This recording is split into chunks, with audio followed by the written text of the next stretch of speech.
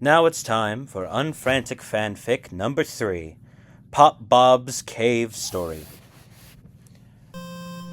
Long ago, two races ruled over Earth, humans and monsters.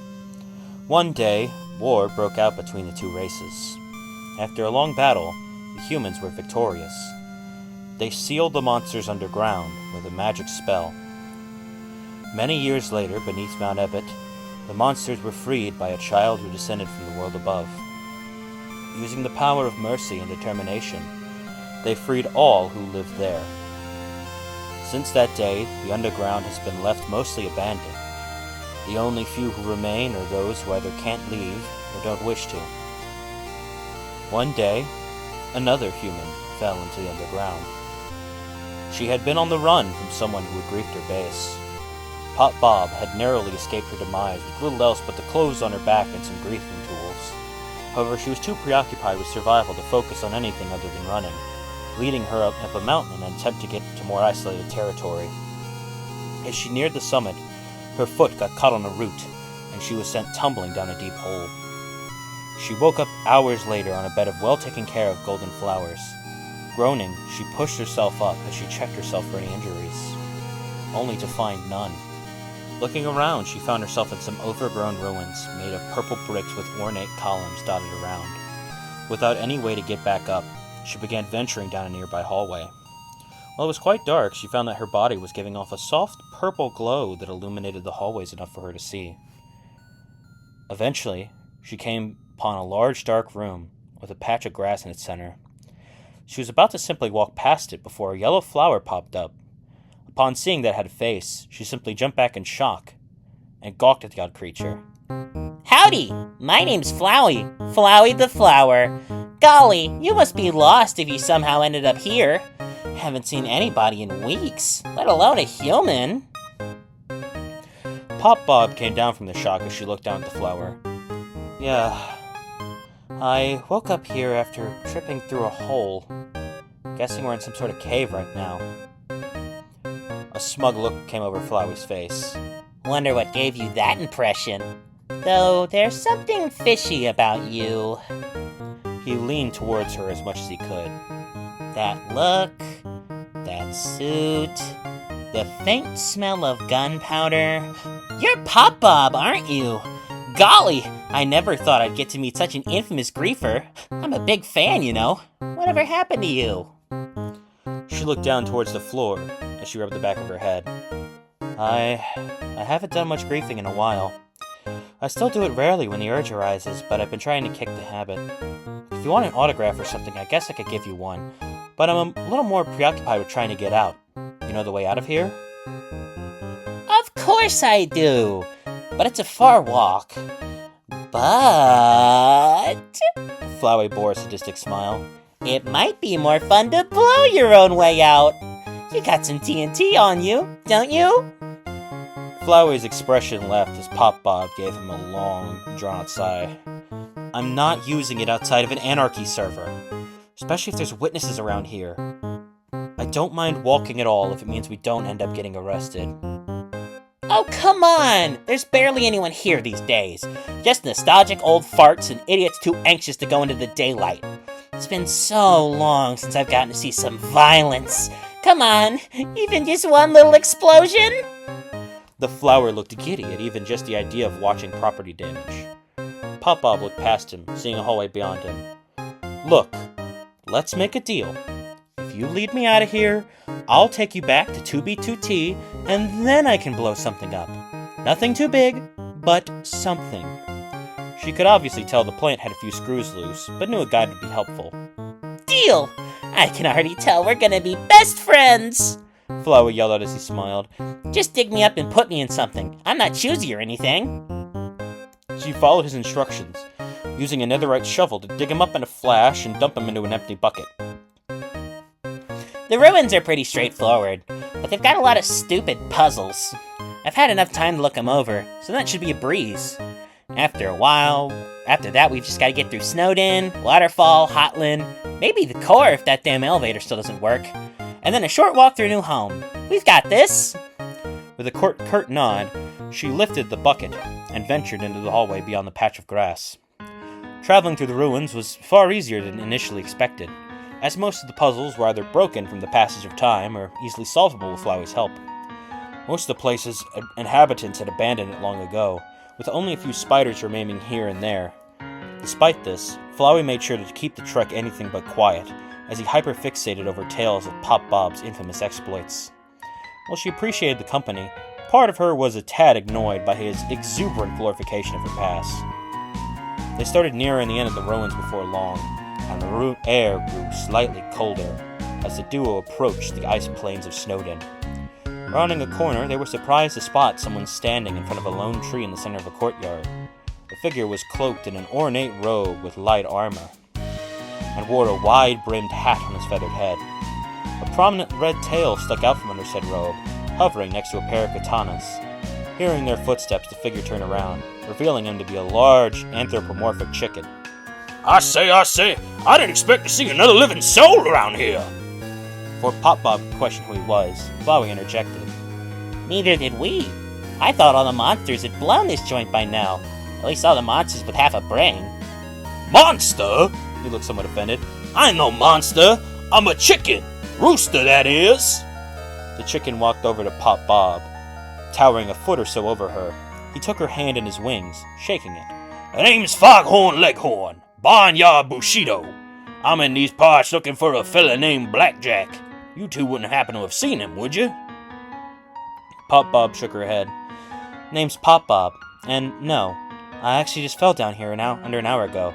Flowey was showing me the way out. Hearing who Foghorn was looking for, Flowey began thinking to himself, Golly, I've met the guy before, but I've got no clue if he's even still down here. He might still be in the Wild East. Haven't been over there in years, though. Foghorn held up a hand to his beak. I say, thank you, kind folks, for the directions. I'll be on my merry way. He started to walk past them, back towards the entrance of the ruins. Flowey scoffed, but didn't feel the need to correct him. Before he could completely disregard the overgrown turkey, PopBob nudged him. Hey, is the Wild East on our way out? I mean, it's a bit of a detour, but... Flowey was suddenly cut off by his companion. Yo, Foghorn! PopBob called out while waving to him. You're headed the wrong way. We're actually headed in that direction if you want to come with us. The chicken turned around and gave a warm smile before trotting back over to the two. Well, that's mighty kind of you. I say I'd be happy to accompany you folks. Lead the way then, little flower fella.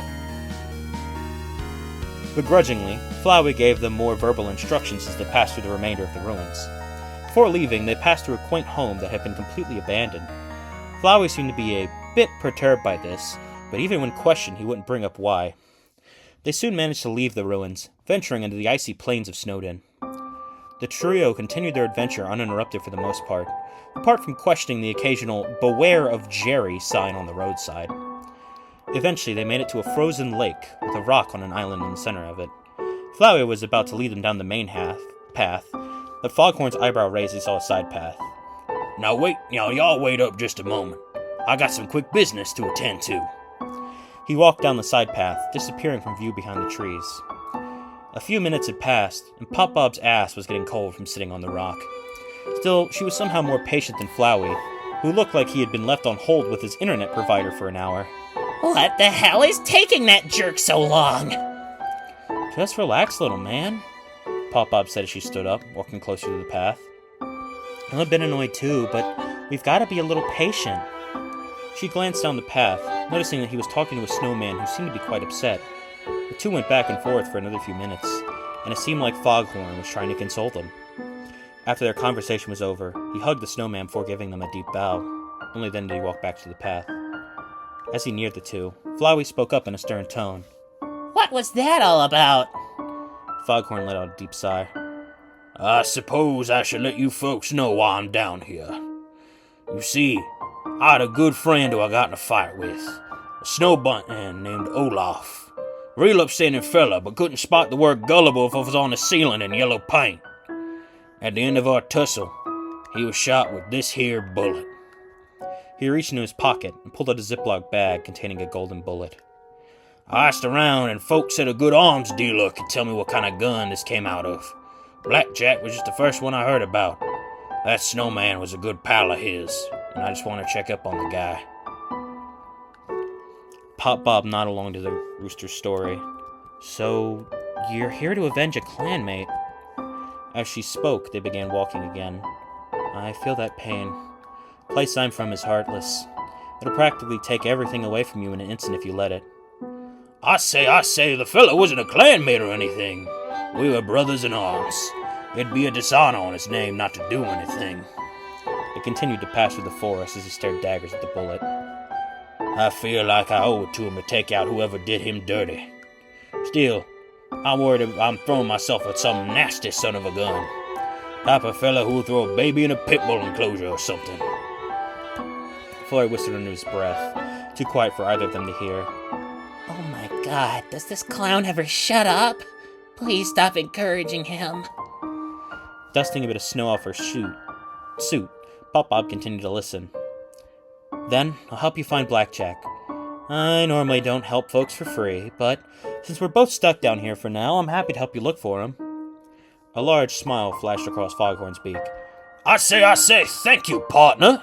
Now let's get a move on to the Wild East. After a while of traveling, they stumbled upon Snowdin town, which similarly to the ruins had also been largely abandoned. It showed a few signs of life as the inn was still running, and Ice Wolf was keeping at his job of hucking cubes into the river. In hindsight to all, though, was a large robot with 2 crystal fish trying to pin a sheet of paper up on the town's notice board. It seemed as he was having trouble, though, as since he couldn't open up his hands, he had to resort to trying to punch the pin into place. This only resulted in the entire notice board splintering apart, with him letting out a deep mechanical sigh. He gingerly picked up the sheet of paper and looked at it forlornly. They all stared at the robot before he turned to look at them. The robot began to stomp over to them, much to Flowey's chagrin. Oh, great. Another member of the Peanut Gallery. The robot came to a halt as it attempted to hold out the piece of paper. Greetings. I am the Trapmaster Jawbreaker. I'm here searching for an escaped convict from Cloudcracker Prison. It turns out that the paper was a wanted poster, showing a mad scientist-looking fellow with an extremely tall hat and 5 wooden spider legs. We received reports of Dr. Krankcase being spotted in this area after his escape a few weeks ago. Have any of you seen him? PopBob glanced at Flowey for his earlier snide remark before looking at the robot. No, we haven't. To be frank, I've only been here a few hours. I think I spotted a fella like that when I was over in some kind of lava place. Guy was nuttier than a loaf of banana bread, going on about some sort of core or something. And now I say that guy must love hitting some peaches to be going on about core so much. Foghorn prattled on, only to be interrupted by Flowey. No, you idiot! The yellow flower yelled. The core is some big machine in Hotland. I mean, it's more of a place than anything. Jawbreaker nodded curtly. Thank you. I will head there as soon as possible. He turned away and began to leave. Before he could, Foghorn called out to him. Boy, why don't you come with us? We're headed that direction anyhow. Oh, hell no! Flowey cried out. I could handle an overgrown turkey, but I draw the line at... Before he could continue, PopBob put a hand over his mouth. Excuse us one moment, she said as she pulled him aside, glaring at him. What the hell is wrong with you? We've just been told there's some type of criminal on the loose down here, and your first thought is that we need less help? I'm not gonna tell a giant robot to fuck off if our lives are on the line. Besides, you said we'd have to go through the area anyways, right? Yeah, but I didn't think we'd have RoboCop on our ass. Look, you're a griefer and I'm... He narrowed his eyes for a second. Well, I won't get into all that right now. Still, I don't think it's a wonderful idea to bring him along. PopBob put one hand to her hip as she stared at the plant in the bucket. So you'd rather take your chances with the crazed lunatic prowling the area? Look, you're right. I'd rather be safe than sorry, Flowey said with some dejection in his voice. We'll bring him along, but no more surprise guests. PopBob nodded before walking over to Foghorn and Jawbreaker, who had been giving them the space they needed. She nodded as she locked eyes with the robot. Sorry about that. We'd be happy if you'd like to come with us. She extended her hand for Jawbreaker to shake, but since his massive crystal gauntlets weren't quite fit for it, they settled for a fist bump. Jawbreaker gave the best smile he could with a static jaw. Thank you. Though if we find him, I'll have to divert from the path to capture him. I will do my best to protect you all. Flowey sighed. Great, we're all friends here. Yippee. Now can we head on the waterfall? My pedals are about to freeze off. Soon enough, the party was on the way out of the humble town and into the damp and gloomy caverns that made up the region of Waterfall. They made little idle chit-chat as they traveled, as Jawbreaker was quite focused on the mission. PopBob was taking in the sights and sounds, and Flowey was hoping to avoid any more tangents from Foghorn. The trip was relatively uneventful, even as they passed the halls of Echo Flowers. As the place had been long abandoned, the flowers had little to add to the already slim amount of noise, leaving an eerie silence that hung over the group. Eventually, the group made it to an open clearing with a lake in the middle. PopBob suddenly groaned as she collapsed to the ground, clutching her knee. She nearly dropped Flowey as Foghorn rushed over to help her up. I say, are you alright? That was a real nasty tumble right there. Tumped over like a sack of hammers, I say. As he helped her up, she groaned. I've been on the move so long. I haven't rested in what feels like days. I think my body just decided to give up on me. Foghorn bent down on his knees as he checked for any wounds. You're not injured, it seems. But you look as exhausted as a caribou crossing the Sahara. We need to stop and rest for a while, or else you're gonna push yourself till you break. He sat down next to her, planting his blades into the dirt as he continued to check for wounds. Jawbreaker stared at the two, his mechanical body not able to feel the same fatigue. If that's the case, I'll scout ahead for any traces of Dr. Krankcase, or a way to reach the core faster. Once I return, we can reassess your readiness to continue. Before Foghorn could begin to give a response, Flowey spoke up. Take me with you then. I know this area decently enough. Jawbreaker nodded, as best as he could, and stomped over to Flowey. With some help from PopBob while she was still sitting down, they hoisted the flower onto his back between his two gears. Shortly, Jawbreaker stomped off down a corridor as Flowey smiled to himself. The moment the two were out of earshot, Flowey sighed. Boy, it's nice to be away from that loudmouth schnook for a bit. You know, I kinda do enjoy hanging out with PopBob, but I really have no idea how she tolerates that guy. Without looking back, Jawbreaker continued forward as he spoke. Foghorn, I haven't known him for long, but I honestly find his antics somewhat amusing. It's somewhat relaxing to have someone like him along on a mission like this. Flowey groaned a little as he spoke. Trust me, give it a couple more hours and you'll be ready to knock his lights out. Jawbreaker decided not to dignify him with a response. After a few more minutes of walking, they entered a much darker portion of the caves. For a time, the only sounds the two could hear were water dripping from the ceiling and Jawbreaker's heavy footsteps. A faint light shone from deeper in, drawing Jawbreaker closer. A small star glittered on the ground, one Flowey recognized as a save point. I didn't make that, Flowey said cautiously as Jawbreaker reached towards the shimmering light.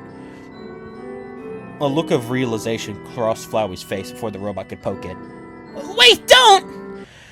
A small smiley face formed on the save point as it began to morph and grow. Jawbreaker backed away as the two of them looked up at the goopy, towering mass. It grew what resembled a head with a mouth dotted with extremely sharp teeth. Two eyes formed above this maw as it opened wide and let out a loud roar. A rumbling noise rose from the darkness as dozens of discordant voices made themselves known. Welcome to my special house! Immediately, Jawbreaker tried punching the deformed body of the beast in front of them. His fist sank into its body like it was made of jello, causing the creature to glance down at the two, looking more annoyed than injured. The Skylander pulled out his fist, before promptly turning around and booking it back the way he came. Two vines came out of Flowey's bucket as the flower tried holding on tight to the robot. The duo didn't even look behind them as the creature roared. As the two continued their daring escape, they watched gooey fangs form from the floor and ceiling. Spotting a hole just barely wide enough for them to get through between two of the floor ones, Jawbreaker strafed to avoid the fangs just as they chomped down. More manifested as the robot continued to dodge back and forth, with occasional assistance from Flowey's vines to grapple onto the ceiling and swing through any gaps formed in the upper set of jaws. Still, the attacks were speeding up, and Flowey was getting quite antsy. Can't you go any faster, Rust Bucket? Robo Rage Mode activating. Time to go the distance. Jawbreaker yelled as electricity coursed through his body. Some of it even went into the metal bucket, electrocuting Flowey as Jawbreaker began to speed up greatly. Running like a freight train, the robot rushed forward while dodging and weaving through the fangs as they continued to try to skewer the two of them. Even though he was being actively shocked, Flowey still clutched the robot tightly while trying not to glance behind them. Both of them could still hear the strange creature galumphing along behind them, but its oozy squelches were quickly being drowned out by Jawbreaker's heavy footfalls. The two emerged into a wide marshy clearing only lit by glowing blue plants. With no other visible exits due to the darkness, the two took a defensive position in the center of the room. They finally turned to see the gooey creature still following them, reared up like it was going to strike. Flowey braced himself to be struck by burying himself in the dirt of the bucket, as Jawbreaker readied his fist for a brawl. Stop, a quiet voice said from nearby as all three of the combatants turned to see a teal fish-like monster approach. Sister, I apologize I lost track of you, but you don't need to play with every single passerby you see. As she spoke, the large monster seemed to relax considerably. Flowey popped up from the soil rather suddenly. That thing is your sister?! He screamed before getting a better look at the monster in front of him. His brief time in the True Lab came back to mind as he realized that the thing chasing them was in fact an amalgamate. Yes, I'm Heatran, and this is my sister, the quiet monster said as she looked over to the amalgamate, who let out a low grumble. It was clear Heatran was slightly nervous, but was managing to hold herself together. Lexapro is a hell of a drug, after all. She wanted to visit the underground since we've been gone for so long. However, she gets excited around new people. I didn't think that if I let her out of my sight for a few minutes that she would find some new friends. I'm sorry if it seemed like she was trying to hunt you or anything. If there's any way we can make this up to you, please let us know. Jawbreaker brought a fist up to his jaw as he assumed a thinking pose. Perhaps we're trying to find a way to reach the core. If you two could assist in any way, we would be extremely grateful. Heatran hovered by her sister as she thought the proposal over. Well, it's been some time, but I remember there being a river that goes directly into that area. One of the few that actually goes through Hotland. I think I should have a boat near our old home. We can let you borrow it. Maybe we could even accompany you two down— No! Flowey screamed angrily. Just taking the boat will do. She jolted back from shock, but righted herself soon enough. Right then. Just let us know where you'd like to meet. Soon enough, Jawbreaker made his way back to where PopBob and Foghorn were resting while Heatran went to fetch the boat. They came back to find the two napping near the pond, with a small yellow bird resting on Foghorn's head. After waking them up and briefly explaining the situation, the four of them traveled to where Heatran had mentioned the river entrance was. There, Heatran and her sister were waiting with a rowboat that could seat a couple people. They had some trouble fitting Jawbreaker inside as they had to account for his weight. Eventually, they managed to find a way to evenly distribute it out, though the boat still looked like it was half tipped over. Once Flowey had secured the big robot down with some vines to make sure he wouldn't fall off, they pushed off with the help of Heatran's sister and began traveling towards the core. As the boat traveled lazily down the river, Foghorn brought out his twin blades and used them as paddles to push them along.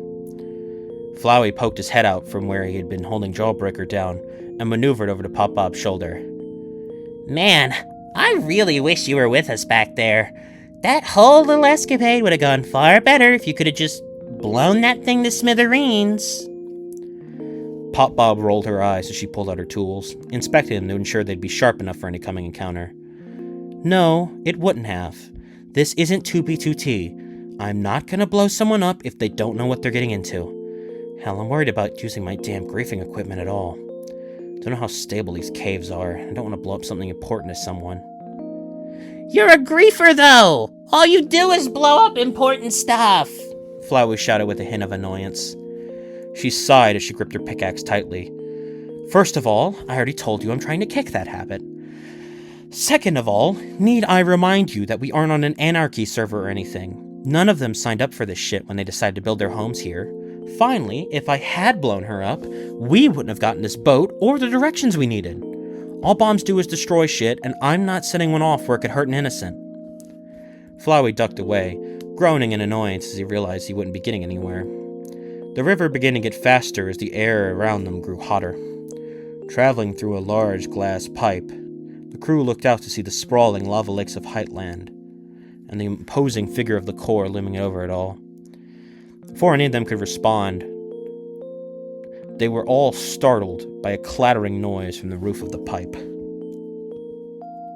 I'm changing the respond to make a remark. Before any of them could make a remark, they were all startled by a clattering noise from the roof of the pipe.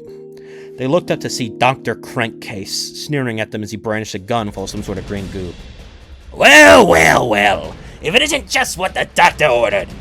I'm surprised you managed to track me down here, jailer. I was such a lively-looking crew as well. Jawbreaker looked up at the villain, who was now scuttling after them with his 5 wooden spider legs.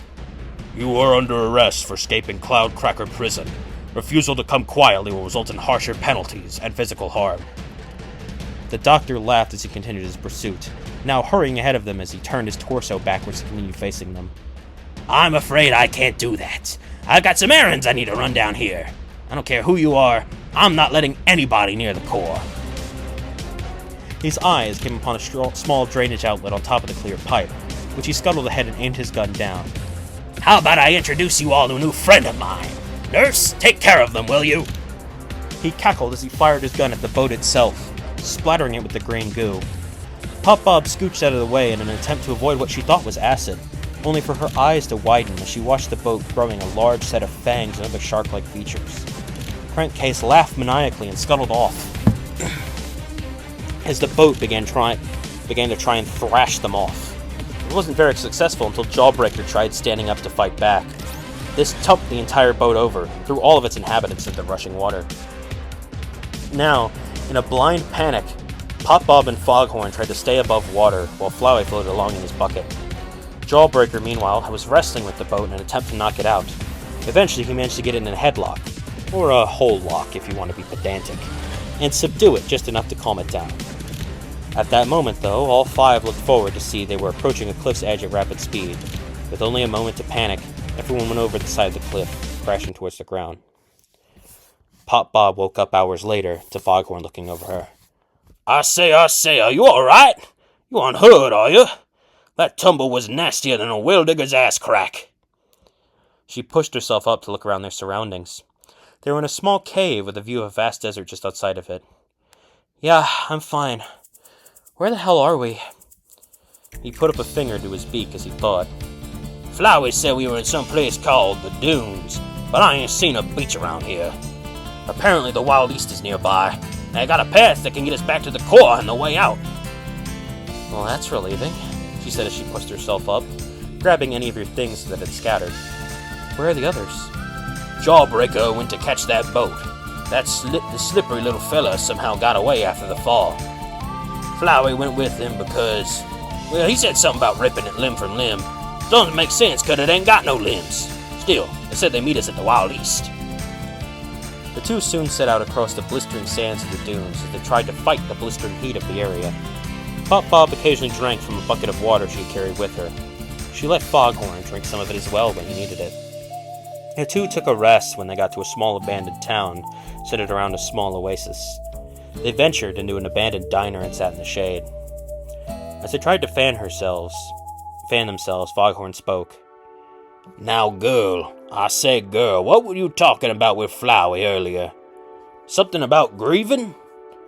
She looked away from him, clearly quite nervous. Not exactly. Back where I'm from, I'm known as a griefer. I blow stuff up as a hobby, essentially. Blow stuff up? Now I say, what in Sam Hill are you doing that for? Foghorn shouted, slightly angry. To be honest with you, I don't know, she said as she looked to the side, trying to hide a guilty look. In a place with no rules, it's just easy to just get the power that comes with that freedom get to your head. I didn't realize back then how much it hurt people. As I've grown older, I tried to scale back how much I do it. Still, Flowey's upset that I don't want to do it outside of 2B2T. Foghorn's angered expression seemed to dissipate as she heard her explanation. Well, I say it's good you have that kind of restraint. I don't think I see the problem here. He just wants to watch you blow something up? PopBob shrugged as she met Foghorn's eyes. Well, shit, when you put it that way, that's pretty much the only reason he's here. Still, he's mad that I wouldn't have used a bomb on Shiren's sister. It just doesn't feel right to me using it in a place where it can hurt others. I mean, if what Jawbreaker said about punching her is right, then she'd probably be fine, but still. The chicken sighed as he stood up, putting his hands on his blades. Now I get where you're coming from. Just 'cause you got the tools for the destruction and talents to match, doesn't mean you can't use your bombs for good. Girl, you could use bombs for all sorts of good stuff for society. Like what? She asked, as Foghorn tried thinking of exactly what she could do. After some time, she started trying to think as well to help him out. I guess I could help demolish abandoned buildings or something. He smiled wide as he wrapped an arm around her shoulders. That's the ticket, girl. Why, you could blow up all sorts of condemned buildings. I say that's a noble cause, keeping folks safe from asbestos and the like. You see, it's not about the talents you have, but how you use them. A small smile crossed her face as she stood up, Foghorn backing away to give her some space. Yeah. Maybe that's the ticket to a new life. I could do demolition, or mining, or sculpting, I guess? Now there's an idea. He smiled as he stepped towards the door. For now, we should probably head on, though. We could talk more about this later. Let's head out to the Wild East. Once more they set off, traveling past the oasis town and taking the short walk to the Wild East, which turned out to be quite close. As they ventured into the mostly abandoned town, they found neither Jawbreaker nor Flowey waiting there for them. Foghorn did spot a well-dressed, portly purple man wandering the town. Without any hesitation, he called out to him. Excuse me there, sir. Have you seen a big old robot and a flower around here? Actually, have you seen a fella by the name of Blackjack, too? The man turned to him, readjusting his tiny glasses. He sized him up. Well, I haven't seen either of the first two, but I could certainly say I've seen that last fella. He's standing right in front of you, in fact. Blackjack held out his hand at the rooster, who took it and shook it tightly. You caught me at a good time. I came back to this town to try and fish for some old trinkets to sell up on the surface. What can I do for you? Boy, I'm looking for what kind of gun shot this here bullet, he said as he pulled the bag out of the pocket, holding it out to him. Darn thing shot a friend of mine. I'm trying to hunt down the killer, you see. I heard you were as good of a weapons expert as I could come by. You got any ideas of where this thing could have come from? Blackjack scoffed as he took the small baggie. I don't even have to check the tool marks on this bullet to tell you it came from someone with less taste and style than they have in weaponry. If I had to hazard a guess, it might be the mercenary Deadpool. He often carries around those gaudy golden desert eagles that fire this type of round. I can't think of anyone else who'd use something like this. Last I heard, he was stuck in Antarctica. Foghorn nodded as Blackjack passed him the bag back. Thank you so much, my friend, he solemnly said before giving Blackjack a deep bow. I say, boy, you've been quite the help. He vigorously shook Blackjack's hand once more. At that moment, Flowey popped up from the ground between Foghorn and PopBob. There you two are. We've been waiting for you at the entrance to the Steamworks. Just keep following the path out of town and you'll find it. Go on then, he said before promptly ducking back down into the earth. Bidding their farewells to Blackjack, they ventured out of the ghost town and up the nearby path. Along the way, they passed a small farm with a vast but dried-up cornfield. Just past the farm, they found a large vault door, along with Flowey and Jawbreaker sitting next to it, with varying levels of patience. PopBob picked up Flowey's bucket and approached the door, a quizzical look on her face. How the hell are we supposed to get in there? This damn thing is shut tight. You got the code or something? Flowey gave her a smug look as he stared her down. I don't know, actually. Maybe there's another way to open it? Something with a little bit of, oomph to it? The griefer let out a deep sigh as she tried to avoid eye contact with the flower. Before she could turn him down, Foghorn walked over and put a hand on her shoulder. She took a deep breath in before staring down at Flowey. Fine, but we're doing this my way. First, she made sure that everyone had backed away at least 20 yards before she placed 3 blocks of TNT in front of the door. Reaching into her inventory, she pulled out a flint and steel, which she used to light one of the 3 bombs.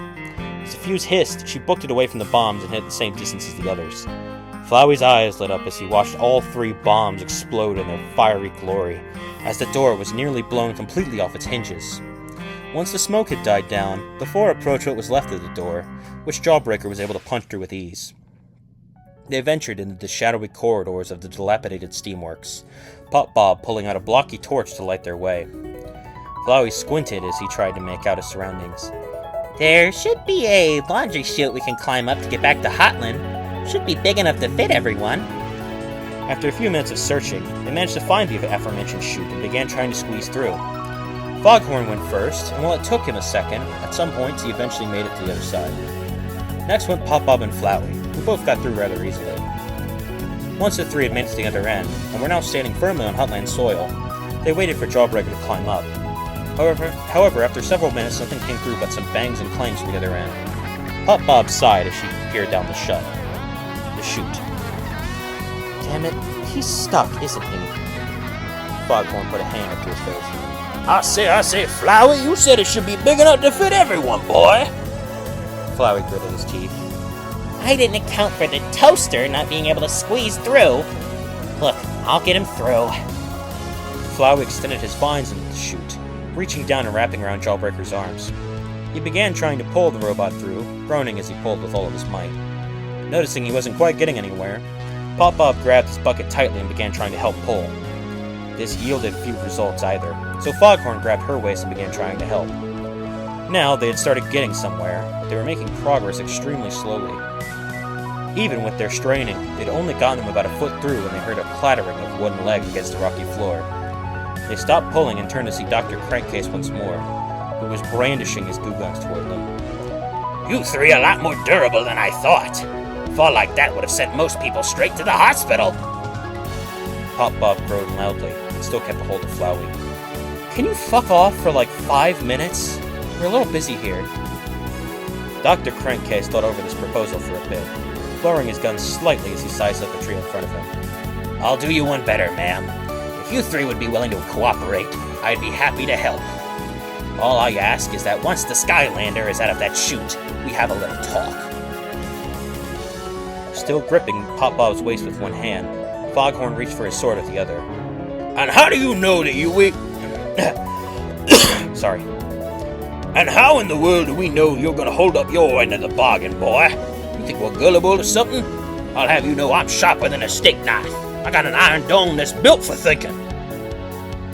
Because you guys would kill me if we actually fought, Krankcase admitted quite bluntly. I was lucky to catch you guys in a vulnerable spot earlier. I'm no quack, but this doctor's not specialized in fisticuffs. So how about it? Do we have a deal?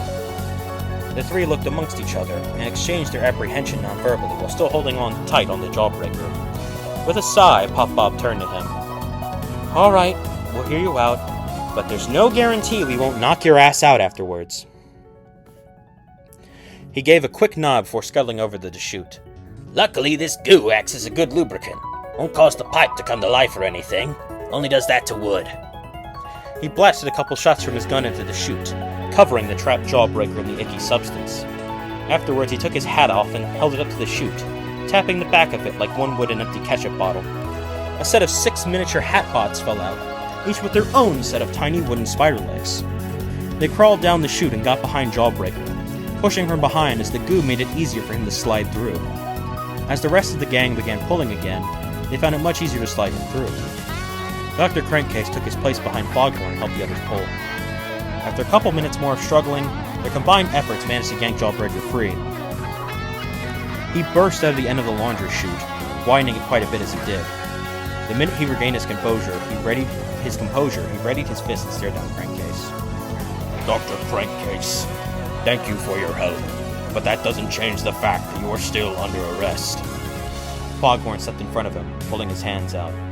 Now hold up there, I say hold up there, boy. We made a deal with the guy. He just wants to talk for a bit before you start swinging. So put your fists away, and let's keep this civilized now. Looking slightly annoyed, Jawbreaker lowered his fist. Dr. Krankcase cleared his throat. Thank you. Now, follow me. We can walk as we speak. He started to walk off, slow enough for them to follow behind. Shortly after they all got out on a nearby elevator, Shortly after, they all got on a nearby elevator, heading for the top of Hotland. Now, I'm sorry about breaking out of prison, but I received a letter from an old college buddy who I owed a big favor. You see, he built the core and received some readings that needed maintenance. He couldn't quite make it out here for some reason, so he asked me to come fix it up. PopBob raised an eyebrow. And you couldn't just ask someone else to do it? Why? Flowey raised himself up from where he was resting in the bucket. I think I can answer that.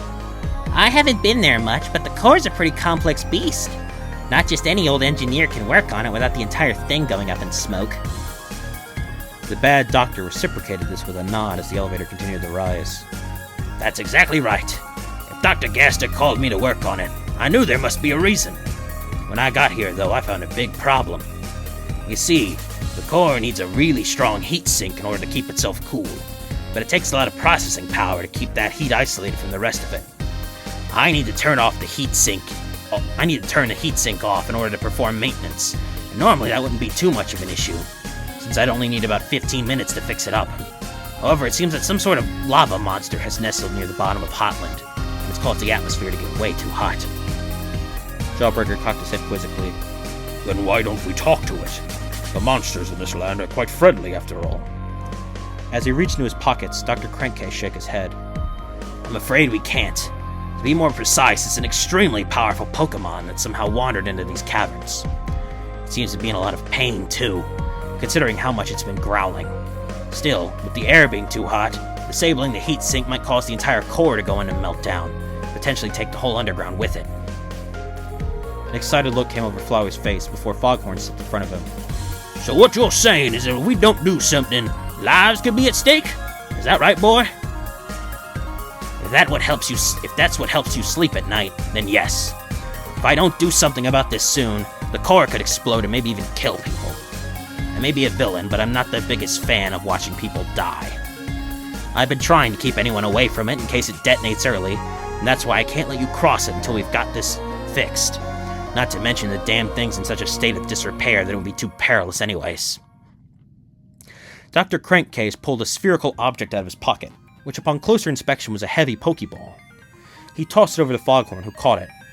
If you four would be willing to help me, head to the bottom floor of Hotland and take that thing down. I'll even let you guys keep it. I've got no need for it. Do this, and I'll come quietly. The other four stood still for a moment before forming a small huddle in the corner.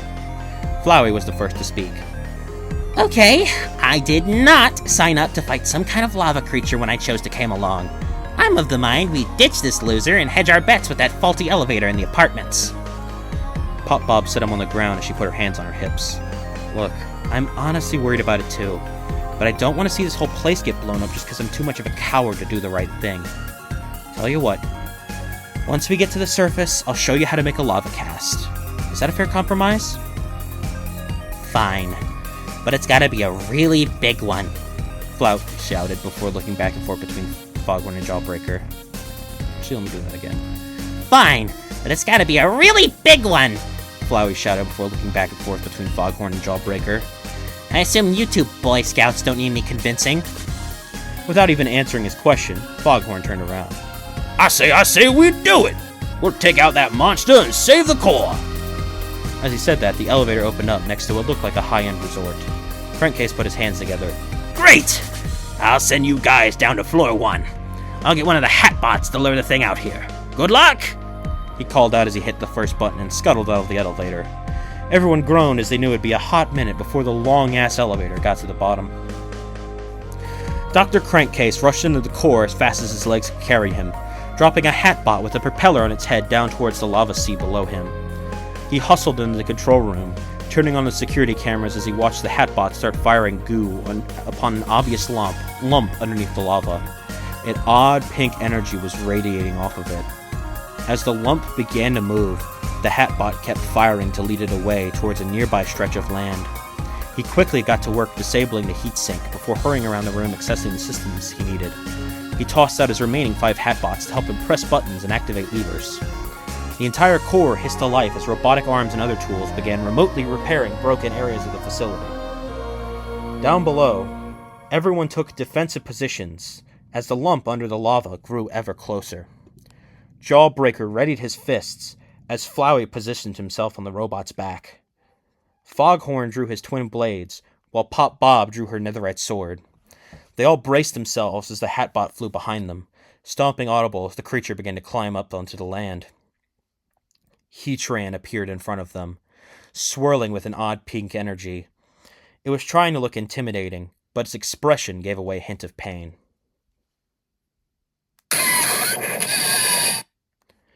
The beast roared out as it tried to get them to back away, but none of them faltered. Looking concerned, it doubled back in pain as the pink energy began swirling faster around it. It began forming an orb that encompassed its entire body. The orb grew larger as the combatants backed up a tad, worried that whatever it was planning was some sort of attack. Suddenly, it solidified into a hard crust before exploding out in all directions. When the energy settled, Heatran's appearance had changed significantly. It had grown far larger in stature and gave off heat to a point that was almost unbearable. Its maw was stuck in an open state, its lower jaw unable to close and hide its molten insides. Oddest of all, its back legs had entirely melted into a puddle of molten slag, leaving it affixed to the ground. It let out an even louder roar as drips of magma spewed from its mouth. Jawbreaker was the first to charge in, jogging towards it and punching it rapidly in one of its still intact legs. Flowey followed up by blasting volleys of friendliness pellets towards its face. Heatran blasted an orb of light from its gaping mouth, destroying the friendliness pellets and threatening to hit the flower head-on. Jawbreaker attempted to back up, but wasn't fast enough to get away in time. Foghorn charged in and sliced through the orb with his blade, causing it to dissipate. I say, I think cutting this thing might burn my blade. I can work on defense, though.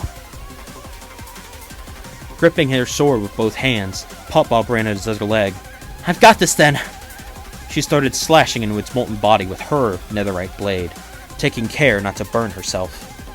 Heatran reared back as much as it could with its body fused to the ground, before slamming down and causing fissures in the ground that sent all four of them flying back. Flowey had to hold tight to Jawbreaker in order to stay on, but it still managed to fire several pellets into his face. It roared once more as fiery vortexes formed around the arena, one of them nearly turning Foghorn into fried chicken as he dashed out of the way. Trying to focus on dodging, Jawbreaker strafed while slamming the ground to send electric shocks at the beast. PopBob dashed in, charging towards the creature's chest. It tried to fire a large orb of light to stop her, but Foghorn once more stepped in the way and cut through it with a clean slice. She drove her sword into Heatran's chest, slicing upwards through its melting body like butter. Heatran screamed out in anguish and anger, before leaning its head down to face PopBob while charging up some sort of attack. She was only able to back up a bit, before it unleashed a torrent of flame towards her. In a panic, she brought up her sword to block as much of it as she could, but was only able to protect her face as she was knocked to the floor and horribly burned. She was nearly about to pass out when Flowey hit her with a circle of healing pellets, putting her back in fighting shape. The fire vortexes dissipated as Jawbreaker ran back in to continue punching it. PopBob backed up near Foghorn, brandishing her sword as she tried to look for an angle. Fuck. This thing is way sturdier than it looks. We're definitely hurting it and we've got Flowey to heal us. But if it gets a good hit on us, we're toast. Foghorn glanced at her. And I say we fight fire with fire. Remember what I told you, girl. You got a talent, so use it. He rushed in again to block another orb of light from hitting their healer. With a deep breath, PopBob checked her inventory and found 5 blocks of TNT still left from her supplies. As more fiery vortexes rose, she began booking it towards Heatran. She ducked and weaved between the flames as Foghorn helped keep more light orbs off of her. Heatran charged up another flame deluge, firing out directly at PopBob. She crouched low, ducking under the blast before strafing to the right to avoid it entirely. Barely able to move, Heatran began shifting to the left as it tried to attack. It tried to move the attack's trajectory to hit her. She kept running diagonally, barely keeping ahead of the flames as she closed the gap between them. Once she was close, Heatran stopped blasting fire and reared back to slam the ground again in an attempt to knock her away. At the last moment before it caused another shockwave, she jumped into the air and pulled out the TNT blocks. Soaring towards Heatran's mouth, she dunked all 5 into its maw and sent them plummeting into its fiery gullet. All 4 of them scurried away from Heatran as its molten interior instantly lit and activated the TNT. Panic came over its face as all 5 blocks exploded and dealt a massive finishing blow. The cavern rattled as Heatran reared back and shrunk into its normal form. Dazed and on the verge of fainting, Foghorn seized the opportunity to chuck the heavy ball at the Pokemon, catching it instantly. He walked over and picked the ball up, pocketing it as the others celebrated. Something was off, though, as the cavern continued to rumble despite Heatran being subdued. The flying Hatbot hovered over as Crankcase's voice projected out of it. Guys, I managed to fix the core, but the remnants of Heatran's power are causing the lava to rise. I'm sorry. It looks like it's all going to go up in smoke after all. The least I can do is let you all escape while I try to mitigate the damage. Sure enough, the lava was beginning to slowly rise in front of them as the Hatbot flew away towards the core. Sorry, I need to catch my breath for a second.